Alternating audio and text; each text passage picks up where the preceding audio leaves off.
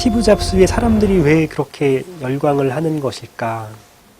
그냥 단순히 큰 기업의 회장? 단순히 그것뿐일까라는 의문이 생기게 되는데요. 그 사람의 삶을 가만히 보면 그것이 조셉 캠벨이 얘기한 영웅의 여정의 그 과정들과 굉장히 유사한 부분들이 많습니다. 조셉 캠벨이라는 신화학자는 그 모든 신화 속에는 그 영웅들이 걸어간 공통적인 경로들이 있고 그것들은 인간의 무의식에 잠재되어 있는 그것 갈망과 연결되어 있기 때문에 그렇기 때문에 사람들이 그 오래된 아주 수천 년 된 신화를 지금에도 열광하는 것이다라고 얘기를 하고 있습니다.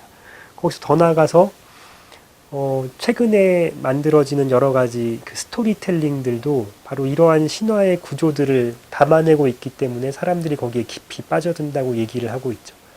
그런데 재밌는 거는 그 신화, 그 영웅의 여정이 스티브 잡스의 삶의 경로에도 굉장히 유사하게 드러난다는 겁니다. 일단 그 영웅들은 처음에 출생들이 그 굉장히 어떻게 보면 초라하고 불행합니다. 그런데 스티브 잡스도 불과 태어난 지 몇 개월 만에 친부모로부터 떨어져서 양부모로부터 자라게 되죠. 이러한 출생의 어떤 힘든 부분들은 나중에 그 사람의 그 큰 성공과 대비되면서 그 성공을 더욱더 그 크고 화려하고 더 감동 있게 만듭니다. 바로 그런 부분이 이제 출생 부분, 그 영웅의 여정과 겹치는 부분이야 공통되는 부분이라고 할 수 있고요. 그 다음에 그 성장해가는 과정에서 그 멘토를 만나게 되죠. 정신적인 스승들. 그 과정, 그 스티브 잡스에게는 그 코분치노라는 이제 선사가 있었고, 그 다음에 스티브 워즈니악이라는 이제 좀 독특한 이제 그 기계 쪽으로 그 사람에게 어떤 선배 역할을 해준 또 멘토가 있게 됩니다. 그 다음에 이제 시련을 겪게 되는데요. 그 영웅을 내면으로 이제 성숙하게 하는 굉장히 중요한 계기가 됩니다.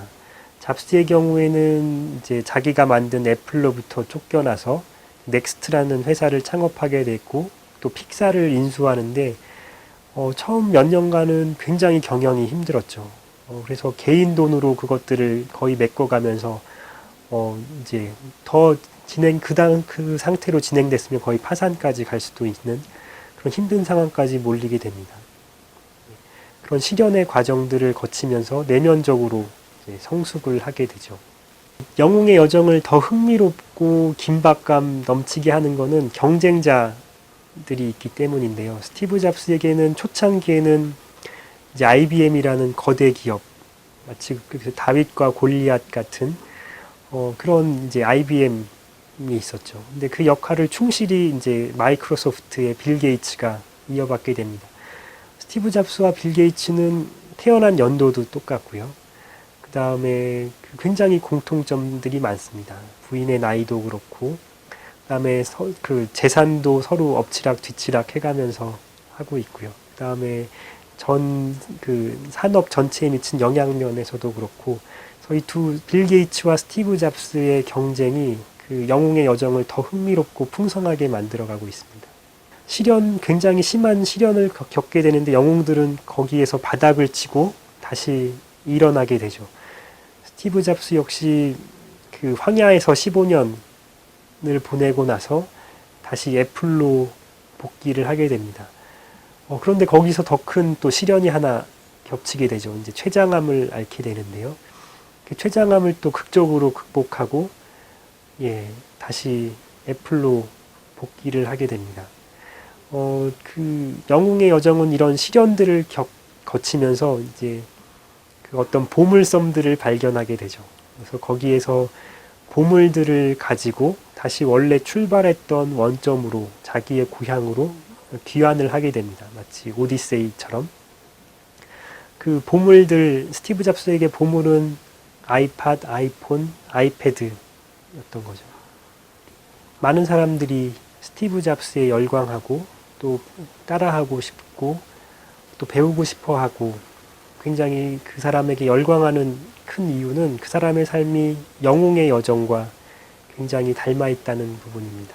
특히 시련을 극복하고 거기에 시련에 굴복하지 않고 다시 일어섰다는 점이